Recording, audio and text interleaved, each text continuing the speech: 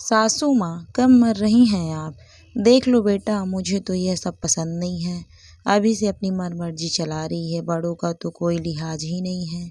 सुधा जी ने अपने बेटे कबीर से कहा, पर माँ, मैंने ही कह दिया था वंशिका को सूट पहनने के लिए। कबीर ने जवाब दिया, अच्छा, अब तुम इतने बड़े हो गए हो कि अपनी माँ की बात काटने लगे हो। जब मैं मर जाऊं उसके बाद अपनी मनमर्जी करना। चुपचाप जाकर अपनी बीवी से कहो, जाकर साड़ी पहने तो ही घर के बाहर कदम रखे, समझे। ठीक है माँ। कबीर अपनी माँ को कुछ भी ना कह पाया। अपनी पत्नी को जाकर इतना ज़रूर कह दिया कि कपड़े चेंज कर साड़ी पहन लो। अक्सर यही होता था, जब भी कुछ नया किया जाता तो सासू माँ सुधा जी को हमेशा समस्या ही रहती थी। वंशिका की शादी कबीर से 5 महीने पहले ही हुई थी। नई दुल्हन की तरह वंशिका के भी कई अरमान थे, जो ससुराल में जाकर चकनाचूर हो गए। सुधा जी तो बहुत ही ज़्यादा तुनक मिजाज सास थी। उनके अनुसार बहू को हमेशा मर्यादा में रहना चाहिए, और यह मर्यादा शायद उनकी खुद की बनाई हुई थी। एक यह कि जल्दी सबके उठने के पहले उठना चाहिए और सबके सोने के बाद ही सोना चाहिए। दिन में सोने का तो सवाल ही नहीं उठता। सबके खाना खाने के बाद खाना खाना चाहिए। घर का सारा काम बहू की जिम्मेदारी होता है।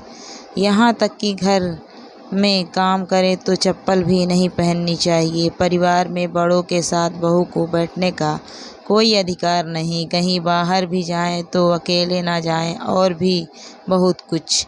घर के लोग भी छुपकर वंशिका की मदद करते थे, लेकिन सामने बोलने की हिम्मत किसी की नहीं थी। अगर किसी भी एक नियम की अवहेलना हो जाती तो उस दिन सुधा जी सबका खाना दुश्वार कर देती थी। उनका एक ही तकिया कलाप था, जो भी करना है मेरे मरने के बाद ही करना। इसीलिए बेचारी वंशिका भी बस घर परिवार में ही सिमट कर रह गई। वक्त यूं ही बीतता गया। 2 साल बाद वंशिका की नंद की शादी पक्की हुई। तब भी वंशिका की शॉपिंग सुधा जी ने ही की। कोई भी सामान अपनी मर्जी का नहीं ले सकी। वंशिका का मन था कि एक लहंगा तो वह अपनी मर्जी का ले, पर ऐसा ना हो सका। यह बात उसने कबीर को बताई तो कबीर ने कहा कि जब हम तुम्हारे घर न्योता देने जाएंगे तो तुम अपनी माँ के साथ बाजार जाकर लहंगा खरीद लेना।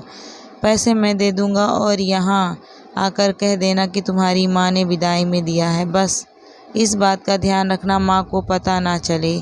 यह सुन वंशिका खुश हो गई और उसने ऐसा ही किया। पर पता नहीं कैसे सुधा जी को पता चल गया, और उसके बाद उन्होंने बहुत बखेड़ा खड़ा कर दिया। उन्होंने वंशिका को लहंगा यह कहकर नहीं पहनने दिया कि मैं मर जाऊं तो मेरी अर्थी पर पहन लेना। आखिर उसने मन मार कर वह लहंगा अपनी ननद को ही गिफ्ट कर दिया। वक्त यूं ही बीतता गया, पर सुधा जी के स्वभाव में कोई फर्क नहीं हुआ। कुछ साल बाद वंशिका के देवर अनुज की भी शादी हो गई और कल्पना देवरानी बनकर घर में आई। वंशिका सीधे साधे स्वभाव की थी और कल्पना अपनी सास की तरह तेज तर्रार। कुछ दिन तो सब ठीक रहा, पर कल्पना को भी इतना तो समझ में आ ही गया था कि इस घर में रहना है तो सुधा जी के अनुसार रहना पड़ेगा। साथ ही साथ उसे भी पता चल गया कि किस तरह से वंशिका अपना मन मारकर इस घर में रह रही है। उसने कई बार वंशिका को समझाने की कोशिश भी की कि भाभी, आवाज़ उठाइए, आप ऐसे कब तक रहेंगी, पर वंशिका ने कभी भी हिम्मत नहीं की। एक दिन अनुज और कल्पना ने पिक्चर देखने का जाने का प्रोग्राम बनाया। कल्पना सूट पहन कर आई तो उसे देखकर सुधा जी के तन बदन में आग लग गई। यह क्या हरकत है बहू। सुधा जी के जोर से चिल्लाने की आवाज़ सुनकर घर के सब लोग बाहर आ गए। क्या हुआ मम्मी जी, कल्पना ने पूछा। तुम्हारी हिम्मत कैसे हुई सूट पहनकर बाहर आने की। अभी के अभी सूट बदल कर आओ। इसमें क्या खराबी है मम्मी जी, पूरा शरीर तो ढका हुआ है। कल्पना बोली, मुझे नहीं पता, पर अभी के अभी सूट बदल कर साड़ी पहन कर आओ। यह जो भी मन मर्जी करना है मेरे मरने के बाद करना। मम्मी जी मैं सूट नहीं बदलूँगी, आप चीखिए चिल्लाइए या जो करना है करिए, कल्पना ने कहा। सुधा जी को कल्पना से ऐसे जवाब की उम्मीद नहीं थी। वह पास में रखी छड़ी उठाकर कल्पना की तरफ लपकी और बोली, तेरी इतनी हिम्मत कि मुझसे जवान लड़ाती है, अभी फ़ोन करती हूँ तेरे बाप को, आकर ले जाए तुझे। वंशिका ने आज तक मुझे पलट कर जवाब नहीं दिया। तेरी हिम्मत कैसे हुई जो तूने मुझे जवाब दिया? जो भी करना है मेरे मरने के बाद करना। कब मर रही हैं आप सासू माँ? पीछे से वंशिका बोल पड़ी और उसके ऐसा बोलते ही पूरे घर में सन्नाटा पसर गया। यह क्या कहा तुमने बहू? सुधा जी ने पूछा। यही मम्मी जी कि कब मर रही हैं आप? इतने सालों से मैं आपके मरने का इंतज़ार कर रही हूँ, पर आप हैं कि मरती ही नहीं।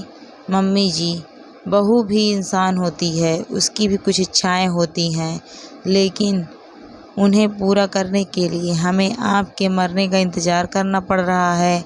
आप जैसी औरतें कभी भी अपनी बहुओं की इच्छाओं को समझ नहीं पाती। मर्यादा के नाम पर झूठे ढकोसलों में अपने आप को बांध कर रख दिया है। वंशिका अभी बोल ही रही थी कि सुधा जी बीच में ही बोल पड़ी। बहू तुम अपनी सास के लिए ऐसे कैसे कह सकती हो? मैं तो आपके ही मुंह से सुनती आ रही हूँ। मम्मी जी आप ही कहती हैं ना जो करना है मेरे मरने के बाद करना। आप ही की बोली है जो शायद बहुएं आपके मरने का इंतज़ार कर रही हैं। आज वंशिका के मुंह से ये सब सुनकर पूरा परिवार दंग रह गया। कभी कुछ ना बोलने वाली वंशिका आज बहुत कुछ बोल रही थी। बहुत कुछ क्या सच बोल रही थी।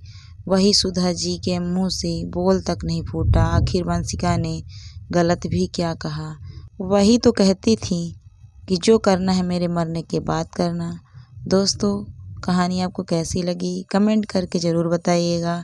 अगर कहानी अच्छी लगी है तो वीडियो को लाइक ज़रूर करें। अगर आप मेरे चैनल पर नए हैं तो प्लीज़ मेरे चैनल को ज्वाइन भी करें। Thank you for watching my video.